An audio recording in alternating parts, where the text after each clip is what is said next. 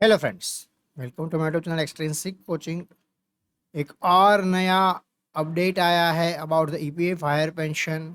आपको ड्यूज कैसे पे करने हैं, ड्यूज का कैलकुलेशन कैसे होगा, फील्ड ऑफिसर का क्या रोल होगा इसमें, आपका ड्यूज कैसे कैलकुलेट किया जाएगा और आपको चेक के थ्रू कैसे पे करना है, कौन से डिटेल्स उसमें चाहिए होंगे, ये सारी बातें इस सर्क्यूलर में बताई गई है। एक सर्क्यूलर 9 मई 2023 को भी आया था जो सिमिलर है 11 मई 2023 से। तो हम जो लेटेस्ट सर्क्यूलर है जो 11 मई 2023 को आया है उसी के बारे में जो है बात करेंगे। ये सर्क्यूलर जो है अगेन 11 मई 2023 को जो है पब्लिश हुआ है, जो इसमें बताया गया है कि application for the validation of option और joint option deposit transfer of due contribution with interest into pension fund कैसे होगा, इसके बारे में डिटेल्स बताई गई है। तो इसके बारे में हम समझने की कोशिश करते हैं फ्रेंड्स। तो इसमें लिखा हुआ है please refer to instruction issued vide letter. सबसे पहले जो आया था 29, देखो ये इतने सर्क्यूलर अब तक आए हुए हैं और उसके आगे का ये नेक्स्ट सर्क्यूलर है, इसका मतलब ये हुआ। सबसे पहला सर्क्यूलर आपको बताया गया था, ये मैंने यूट्यूब वीडियो भी बनाया है ऑलमोस्ट सारे सर्क्यूलर पे। 29 दिसंबर 2022 को आया था जिसमें आपको हायर पेंशन के लिए कैसे आउट करना है, क्या डील होगा, इसको बताया गया था। 5 जनवरी 2023 को नेक्स्ट सर्कुलर आया था, उसके बाद 25 जनवरी को नया सर्कुलर आया था। इसमें एलिजिबिलिटी बताया गया था 20 फेब 2023 को जो सर्कुलर आया था। और लास्ट सर्कुलर जो आया था 23 अप्रैल 2023 को आया था regarding the honourable supreme court judgement dated 4 November 2022। जो केस था Sunil Kumar v versus others. ये सर्कुलेशन जो है ये अर्लियर इंस्ट्रक्शन इश्यूड जो किए गए हैं उसके रेफरेंस में ही आगे इंस्ट्रक्शन देने के लिए है, ऐसा बताया गया है। तो नोटिफिकेशन क्या है गवर्नमेंट का, the following provision have come into the force on the first day of the September 2014 vide government of India, ठीक है, with respect to member exercise joint option contributing the provision of paragraph 11। ये सारी बातें हम detail में कर चुके हैं, ठीक है। एम्प्लॉयर्स कंट्रीब्यूशन शेल बी 9.49%, मतलब 9.49% जो है ऑफ द बेसिक वेजेस जो है वो एम्प्लॉयर कंट्रीब्यूशन होना चाहिए, इंक्लूडिंग 1.6% मतलब 1.6% एम्प्लॉय कंट्रीब्यूशन से, और 8.33 का परसेंटेज जो है आपका मतलब एग्जेंट 8.1/3% मतलब ये जो है ये आपका एम्प्लॉयर कंट्रीब्यूशन से होगा, ठीक है। तो टोटल आप सम करो दोनों का तो 9.49% होगा। इसका मतलब ये हुआ कि ये 9.49% जो है ये आपका पेंशन कंट्रीब्यूशन होना चाहिए था, जो अब तक आपका पेंशन कंट्रीब्यूशन आपके पीएफ अकाउंट में जमा हो रहा था, ठीक है। तो increase contribution shall be applicable to basic wages, dearness allowances and the retaining allowances to the extent such basic wages, dearness allowance and retaining allowances exceed 15,000 rupees per month. तो अगर आपका 15,000 रुपीज से ज्यादा अगर आपका एक्चुअल सैलरी पे अगर आपका कट रहा था ये पेंशन कंट्रीब्यूशन, जो हम पहले भी सारे सर्कुलर में बात कर चुके हैं, तभी आप हायर पेंशन के लिए एलिजिबल हो। और इस पे जो आपका पेंशन कंट्रीब्यूशन कट रहा था अब वो अब आपको विद इंटरेस्ट वापस देना होगा, ये है आपका ड्यू, ठीक है। तो give effect the above notification there not be undertake following. सबसे पहले जो यहाँ पे बताया गया है ये जो है ये बहुत ही इंपॉर्टेंट है। In all the eligible case of joint option there will be requirement for accounting 1.6% additional contribution on the pay above 15,000 per month of the employer share to the pension fund.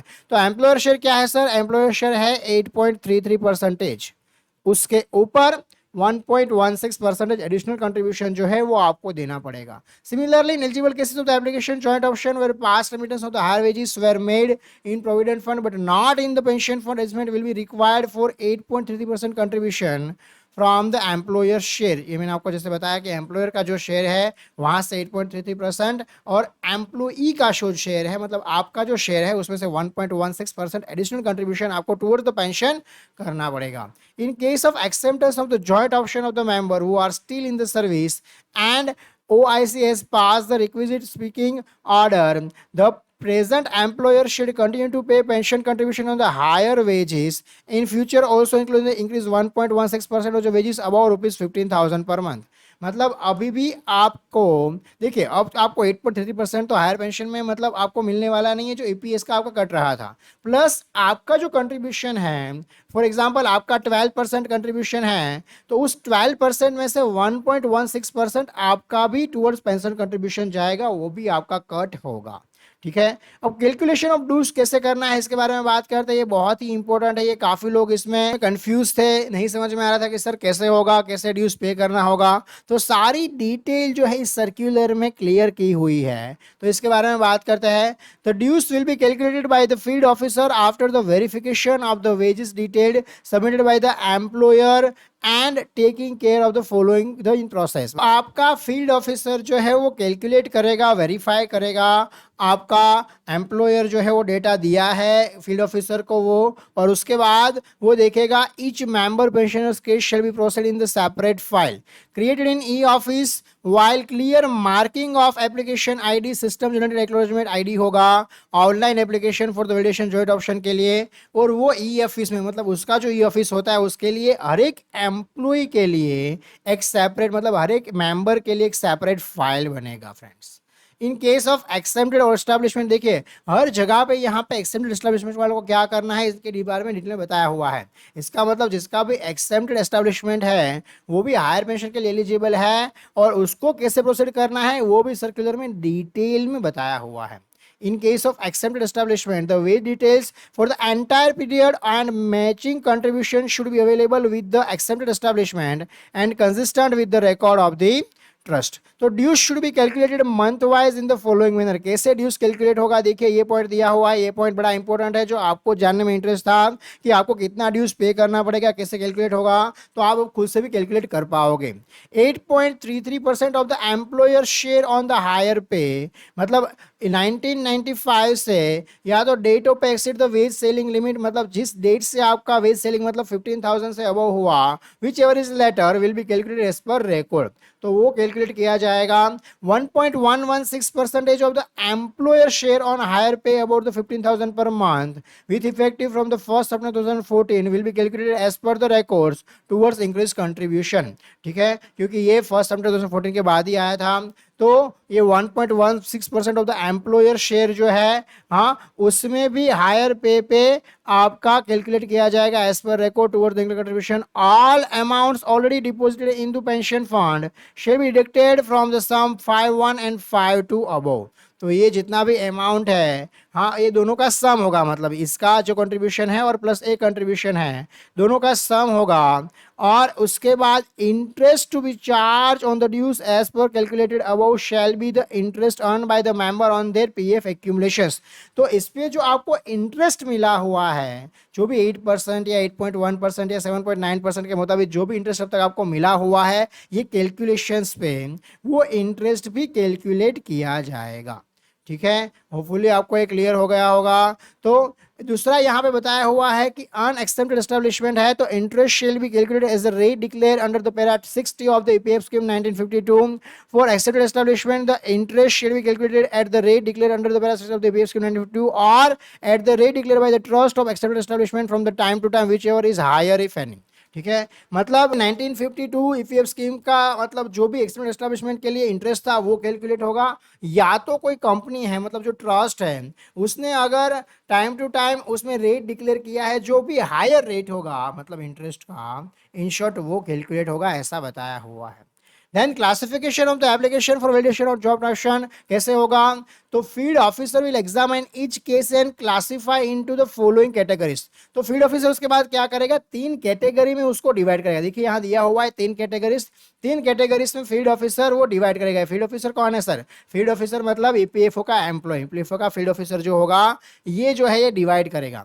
Dues calculated have already been fully remitted to the EPS into due months, मतलब due जो calculated है already remit किया गया है in the due months. इसका मतलब ये उन्हीं के लिए एप्लीकेबल है जिसने ऑलरेडी पहले जॉइंट ऑप्शन फॉर्म फिल किया हुआ था जब 2014 में आया था तब, और उस टाइम पे उसने हायर पेंशन ऑलरेडी ऑप्ट कर लिया गया है और उसने जो वैलिडेशन कर दिया है, अभी उसका अलग से था वैलिडेशन करना, तो उसका ड्यूज ऑलरेडी रिमिट हो चुका है EPS with in due months में। तो यहाँ पे उसके लिए ये पॉइंट जो है एलिजिबल होगा। आपके लिए शायद ये पॉइंट एलिजिबल नहीं होगा, आपके लिए दूसरा पॉइंट एलिजिबल होगा। Dues calculated have not been remitted to the EPS, but contribution on the higher wages have been fully remitted to EPF, and there is adequate balance in the PF account. ठीक है, तो ये क्या बता रहा है, ये पॉइंट बड़ा इंपॉर्टेंट है आपके लिए। ये पॉइंट ये बता रहा है कि आपका हायर वेजेस पे जो भी ड्यूज रिमेनिंग है वो फुल्ली रिमिट करना है, तो जितना भी रिमिट करना है, फॉर एग्जांपल आपका देखिए मैंने बताया था एक्सेल शीट का कैलकुलेशन पूरा बताया हुआ है, यूट्यूब वीडियो पूरा बनाया हुआ है, उस पर एक्सेल शीट में कैलकुलेशन कैसे होगा, कितना ड्यूज आपको पे करना होगा, अप्रोक्सीमेट कैलकुलेशन बताया हुआ है। तो उसमें मैंने आपको बताया था आपका salary right now around 15,000 rupees है और आपने 2014 में ज्वाइन कर रखा है, तो क्या होगा, आपको जो है वो अराउंड 3 लाख रुपीज जो है वो पे करना होगा, ये मैंने आपको बताया था। और आपके पीएफ बैलेंस में right now around 11 to 12 lakh rupees होंगे, ये भी मैंने आपको बताया था।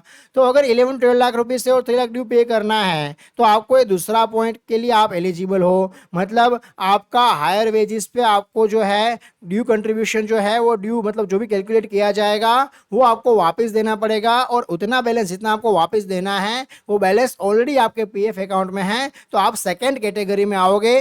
तो आपको यहाँ पे मुझे लगता है और कुछ भी नहीं करना होगा, आपने डिक्लेरेशन देना होगा कि मेरा जो पीएफ बैलेंस है उसमें से आप जो है वो जितना भी अमाउंट ड्यू है वो काट सकते हो बस।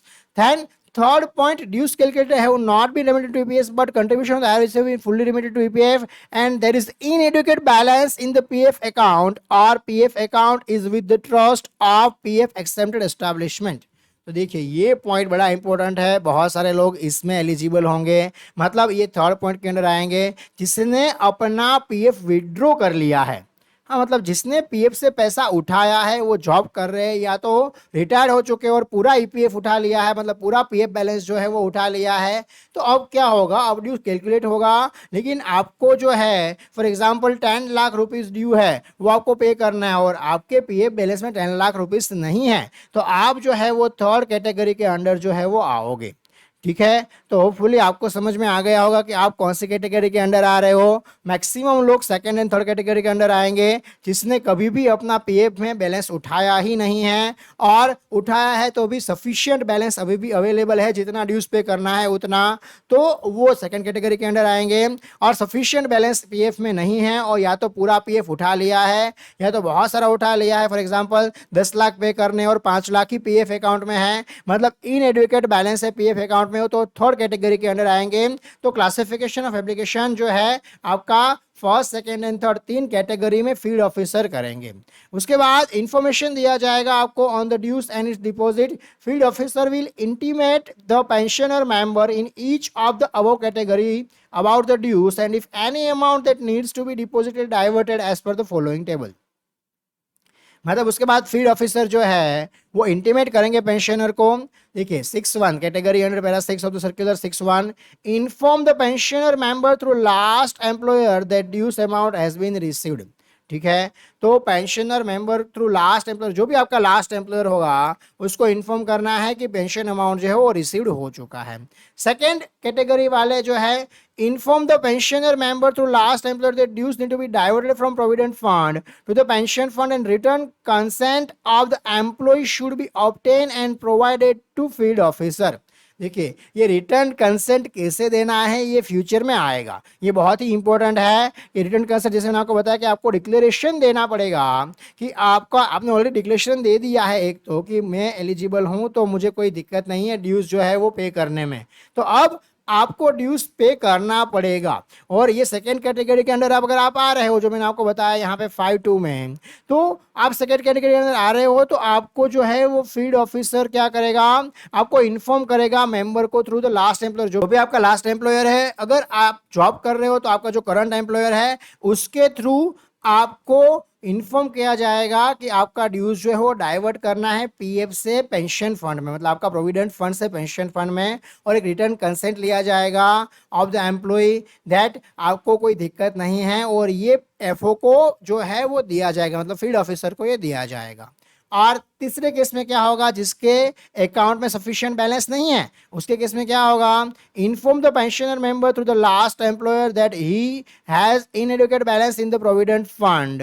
देखिए यहाँ पे लास्ट एम्प्लॉयर का रोल बड़ा इंपॉर्टेंट है। हाँ, मैं आपको बार बार बता रहा हूँ कि आप ज्वाइंट ऑप्शन की बात कर रहे हो, तो अगर आपका एम्प्लॉयर आपको सपोर्ट नहीं कर रहा है तो आप हायर पेंशन के लिए बहुत ही दिक्कतें फेस करने वाले हो, क्योंकि यहाँ पे क्लियरली बताया गया है कि आपको जो है वो पेंशनर मेंबर जो होगा उसको बताया जाएगा थ्रू लास्ट एम्प्लॉयर, मतलब एफओ जो है वो डायरेक्टली आपको नहीं बताएगा, फील्ड ऑफिसर जो है आपके लास्ट एम्प्लॉयर को बताएगा कि ये आपकी कंपनी में ये एम्प्लॉय काम कर रहा था तो उसको इन्फॉर्म कीजिए कि उसको इतना ड्यू पे करना है।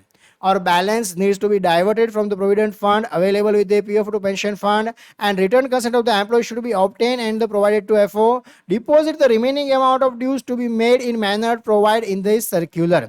तो जो भी रिमेनिंग अमाउंट है उसको आपको डिपॉजिट करना पड़ेगा और डिपॉजिट कैसे करना है वो भी इस सर्क्यूलर में बताया हुआ है। देखिए, pensioner member may be given up to 3 months time to deposit and to give consent of the diversion of these dues to be communicated in the following manner। तो आपको 3 महीने का टाइम दिया जाएगा। एक बार आपके पास मतलब नोटिस आता है कि आपको ड्यू पे करना है, उसके बाद आपको 3 महीने का टाइम दिया जाएगा। मंथ नंबर यहाँ पे, insurance of the demand letter यहाँ पे मतलब जो भी लेट होगा आपका वो लिखा जाएगा। टोटल ड्यू अमाउंट कितना है, amount to be diverted with the interest from the provident fund, amount to be deposited with the interest, सारा अमाउंट जो है यहाँ पे रुपये में लिखा जाएगा। Method of payment by the pensioner member, कैसे आपको पे करना है वो भी सर्कुलर में बताया गया है। In the category 6, 1 and 2 there is no requirement of any additional deposit by the pensioner। मतलब आपके पीएफ में ऑलरेडी एडुकेट अमाउंट है, तो ये पॉइंट जो है वो आपके लिए नहीं है। ये पॉइंट उसी के लिए है जिसके पीएफ में इन एडुकेट बैलेंस है, मतलब जितना सफिशिएंट बैलेंस होना चाहिए, मतलब जितना ड्यूज आपको पे करना है उतना बैलेंस आपके पीएफ अकाउंट में नहीं है, तो उन लोगों के लिए ये पॉइंट है। The contribution due with the interest receivable may first be diverted from the PF balance in respect of 6.2 and 6.3। In category 6.3, deposit will be made by the concerned pensioner member only from the bank account available in EPFO record। तो देखिए यहाँ पे एक और बहुत ही important point बताया गया है कि आपका ईपीएफ मतलब आपका सैलरी जिसमें कट रहा था, आपका ईपीएफओ के रिपोर्ट में जो बैंक अकाउंट है उसी बैंक अकाउंट से आपको पैसा देना होगा। The deposit may be made as under, कैसे डिपॉजिट करना है, any online facility provided by EPFO, मतलब ईपीएफओ उसके लिए ऑनलाइन फैसिलिटी प्रोवाइड करेगा ऐसा लिखा हुआ है। हाँ, अभी तक उसके रिगार्डिंग कुछ आया नहीं है, मुझे लगता है इन फ्यूचर कोई नया सर्कुलर आएगा। Cheque payable at par at all branch drawn in favour of the concerning RPFC and communicated in the demand letter, मतलब जो भी डिमांड लेटर इश्यू होगा उसमें एक्चुअली बताया होगा कि आपको किसके फेवर में चेक देना है, तो इसके बारे में परेशान होने की जरूरत नहीं है। It is to be ensured that cheque should be have following details on its back side. तो देखिए, आप जब भी चेक लिखो तब आपको ये चीजें याद रखनी है, क्योंकि ये आप कुछ ही महीनों में करोगे तो भूल मत जाना। ऐसा है तो आप नोट करके लिख लेना। इतनी चीज़ें आपको चेक की बैक साइड में लिखनी है, बहुत ही ज़रूरी है। एप्लीकेशन आईडी, मतलब जो भी आपने ईपीएफ हायर पेंशन के लिए एप्लीकेशन किया है उसका आईडी लिखना है। देन यूएएन नंबर या पीपीओ नंबर जो भी है आपका वो लिखना है। Then name and mobile number, आपका जो भी ईपीएफ में रजिस्टर्ड है वो मोबाइल नंबर लिखना है। And demand notice number and date, आपका डिमांड नोटिस जो भी आपको मिला है कि आपको इतना ड्यू पे करना है और जिस डेट पे मिला है ये सब कुछ आपको यहाँ पे लिखना होगा। ठीक है, तो आपको समझ में होपफुली आ गया होगा कि आपको जो है वो कैसे ड्यू पे करना है, बाय चेक, और ऑनलाइन फैसिलिटी अवेलेबल होता है तो ऑनलाइन ही आप पे कर पाओगे, जो सबसे बढ़िया है, जिसमें आपको ये सब जो है वो नहीं करना पड़ेगा अगर ऑनलाइन फैसिलिटी ईपीएफओ प्रोवाइड करता है तो। Method of computation of the pension will follow through the subsequent circular, कैसे आपका पेंशन कैलकुलेशन होगा, हाँ वो नेक्स्ट सर्कुलर आएगा जिसमें ईपीएफओ बताएगा, ऐसा लिखा हुआ है। Officer in charge of the concern RO will monitor daily on the progress of the made with the reference to calculation of dues, information to be pensioner member through employer deposit diversion of therefore and the adjustment he will send the report on daily basis to the एससीसीज on. तो ये जो है यहाँ पे ये मतलब जो भी पॉइंट्स लिखे हुए हैं ये ईपीएफओ के एम्प्लॉय के लिए है, तो ये आपको जानने की जरूरत नहीं है। होपफुली ये सर्कुलर में जो इंपॉर्टेंट पॉइंट्स है वो इंपॉर्टेंट पॉइंट्स ये है कि आपको ड्यू कैसे पे करना है, आपका ड्यू कैसे कैलकुलेट होगा और आप कौन सी कैटेगरी में इस तीन कैटेगरी में से आ रहे हो, ये जानना बहुत ही ज़रूरी है। तो ईपीएफओ ने ये क्लियर कर दिया है कि ड्यू अमाउंट जो होगा वो कैसे आपसे लिया जाएगा और कैसे आपको पे करना होगा। अगर फिर भी आपको कोई भी डाउट है, कुछ भी समझ में नहीं आ रहा है इस सर्कुलर में, तो आप मुझे बेझिझक कमेंट सेक्शन में कमेंट करके पूछ सकते हो। जितना हो सके उतना जल्द मैं आपको रिप्लाई करने की कोशिश करूंगा फ्रेंड्स। और अगर आपको मेरे वीडियोस अच्छे लग रहे हैं, ऐसा लग रहा है कि मेरे वीडियो हेल्पफुल है आपको ईपीएफ हायर पेंशन आउट करने के लिए, तो एक बार इस वीडियो को लाइक ज़रूर कर देना। अपने फ्रेंड्स एंड फैमिली के साथ व्हाट्सएप पे, फेसबुक पे, जहाँ भी आप सोशल मीडिया का यूज़ कर रहे हो वहाँ पे इसको शेयर करना मत भूलना फ्रेंड्स, और बेल आइकन को प्रेस करना कि नोटिफिकेशंस जो है वो मिलते रहे। और अभी तक अगर आपने मेरे चैनल को सब्सक्राइब नहीं किया है तो फटाफट सब्सक्राइब कर लीजिएगा। Thank you very much.